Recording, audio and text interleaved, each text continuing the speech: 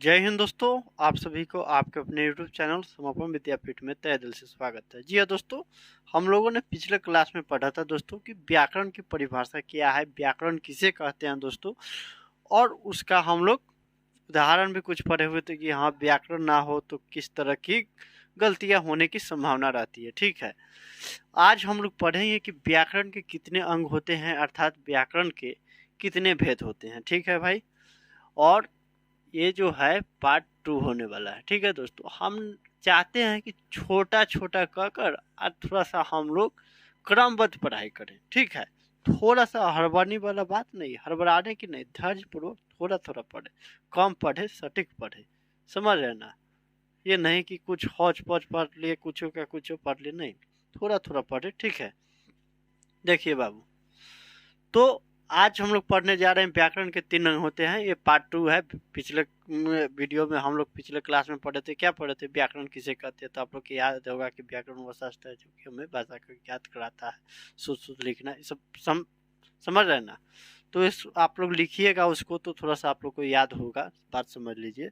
ठीक है, तो देख लीजिए, व्याकरण के 3 अंग होते हैं। कौन कौन होते हैं बाबू? वर्ण विचार, शब्द विचार, वाक्य विचार। अब रह गई बात कि आपको तो स्पष्ट झलक रहा है कि वर्ण विचार, तो वर्ण के बारे में हम लोग को पढ़ना होगा, शब्द विचार तो शब्द विचार के बारे में ही पढ़ना होगा। ठीक है, और वाक्य विचार तो वाक्य विचार के बारे में ही पढ़ना होगा। यह बात आप समझ रहे ना कि आपका जो मान लीजिए कि हिंदी का पुस्तक रहता है, तो मतलब हिंदी से संबंधित ही ना कहानियाँ पढ़ते हैं, कहानी का अलग होता है, व्याकरण का अलग होता है, तो उसमें व्याकरण से संबंधित पढ़ते हैं। ठीक है, उसी प्रकार आपका जो हो गया कि साइंस का हो गया, साइंस मतलब समझ रहे विज्ञान, तो विज्ञान में भी मतलब आपको समझ लीजिए कि विज्ञान ही पढ़ना है। ठीक है, एक बात समझ लीजिए, विज्ञान समझ रहे ना, तो विज्ञान ही पढ़ना है। ठीक है, लेकिन जैसे विज्ञान के 3 भाग होते हैं ना, आप लोग समझिएगा इसको थोड़ा सा। तो विज्ञान के 3 भाग होते हैं, 3, तो उसमें होता है, एक होता है भौतिकी, एक होता है भौतिकी, ठीक है, दूसरा होता है रसायन शास्त्र, रसायन शास्त्र हो गया, तीसरा हो जाता है, तीसरा रसायन शास्त्र हो गया, जीव विज्ञान, जीव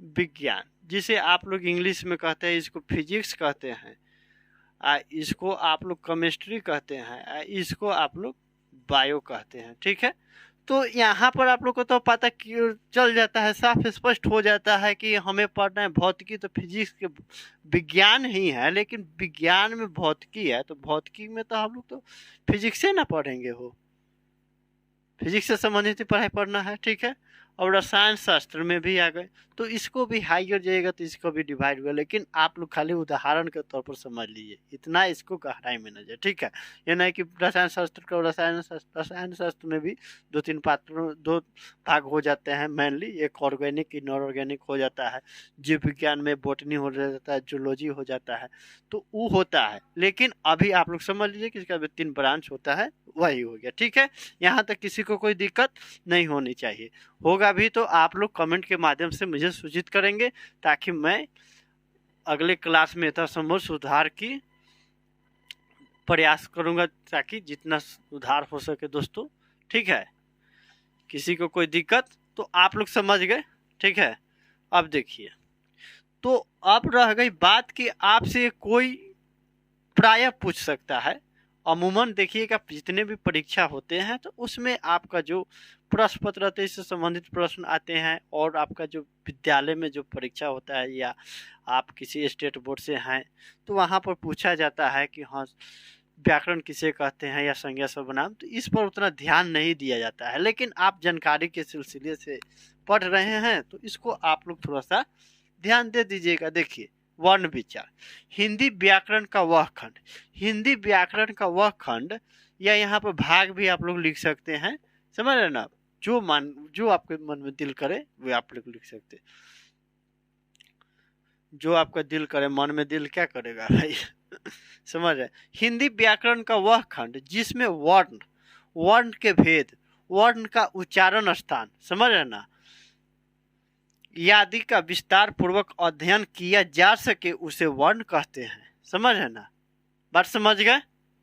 तो वर्ण के बारे में ही हमें पूरी पढ़ाई करा जाता है, उसी को हम लोग कहते हैं वर्ण विचार। तो अब इसमें देखिए उसी को मिलते जुलते हैं, एक आप याद कीजिए, तीनों याद हो जाएगा, ठीक है।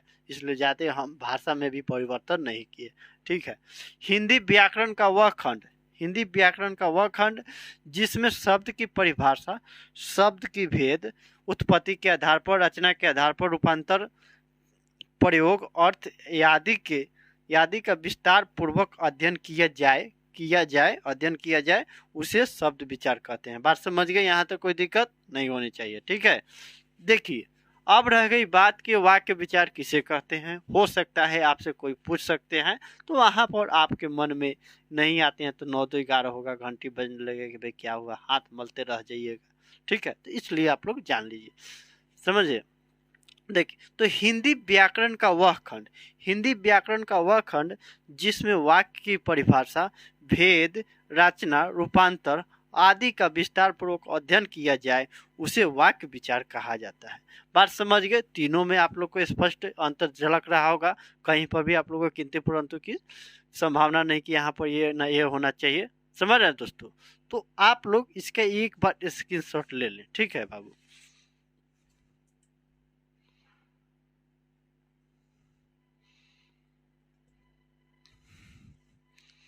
ठीक है दोस्तों, मैं उम्मीद करता हूँ दोस्तों आप लोग को समझ में आ गया होगा, और मिलते हैं अगले क्लास में। तब तक मुझे इजाज़त दीजिए दोस्तों। जय हिंद, जय भारत।